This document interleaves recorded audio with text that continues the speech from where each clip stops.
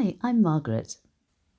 Today I'm making this gorgeous, soft and moist carrot cake tray bake. It has a lovely, tasty cream cheese topping. Now you can decorate it any way you like, but I'll give you a few ideas at the end of the video. And perhaps you could share in the comments below other ideas for topping a tray bake. So let's start with the cake itself. I do like making carrot cakes because they're so straightforward. All the wet ingredients in one bowl, all the dry ingredients in another, and then just mix them all together. Well, I'm starting with the eggs and the sugar and giving them a really good whisk to make sure they're fully incorporated. Vanilla extract going in there, 2 teaspoons. It's good to whisk after each ingredient. Plenty of milk and another good whisk.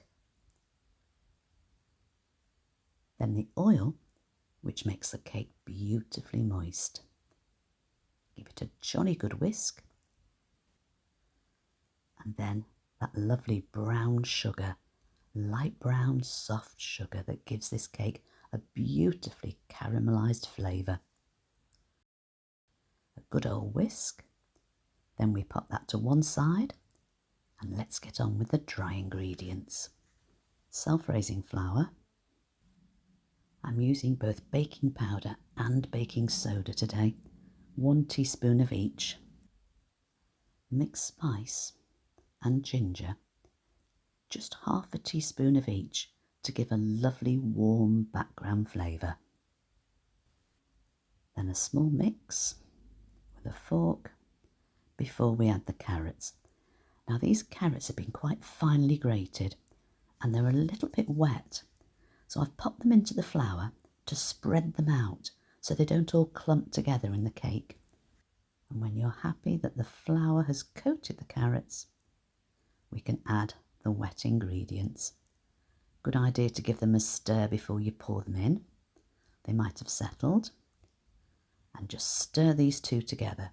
Now at first you might think that looks too wet. It can't possibly make a cake. Well, trust me, it does come together beautifully and makes a lovely soft sponge. I need to make sure it gets into all the corners and smooth it out as I go. That should do it. And into the oven. When it comes out, it needs to cool completely. So let's make the topping while it's doing that. And this topping, all it is a crumble mix. It's the same kind of crumble that you'd pop on top of fruit for a dessert. I like to add rolled oats and nuts to my crumble topping. Today I've used chopped pistachios, simply because I had them in the cupboard. You can add any nut that you like. Once you've crushed the butter and flour together, just stir in the rest of the ingredients.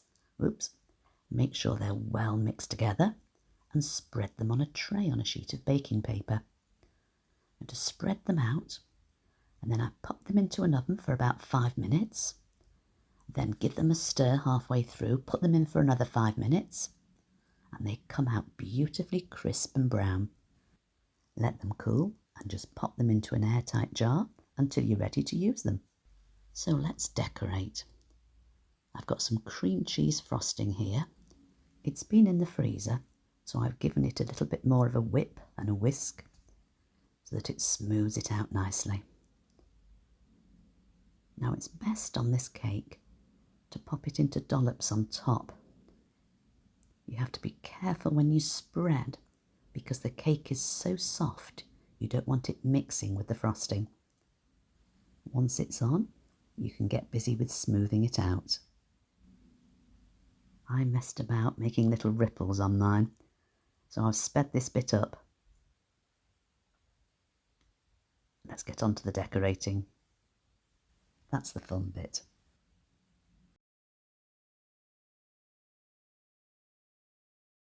Now here's the crumble, all ready to go on.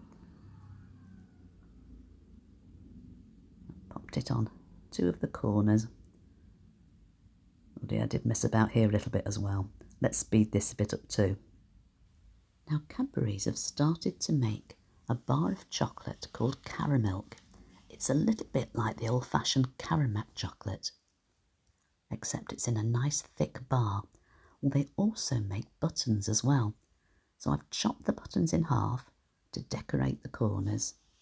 Recently, I've also come across Tony's chocolate. I believe they're aiming to make chocolate production slave-free, and it's beautiful. Their dark chocolate in particular is absolutely gorgeous. So I've chopped some of that up to put on top, and then a few silver sprinkles, just to finish it off. So, while I cut you a slice, I'd like to say thank you so much for joining me today and sharing the recipe. It's always good to see you. Have a great week, and I'll catch you very soon.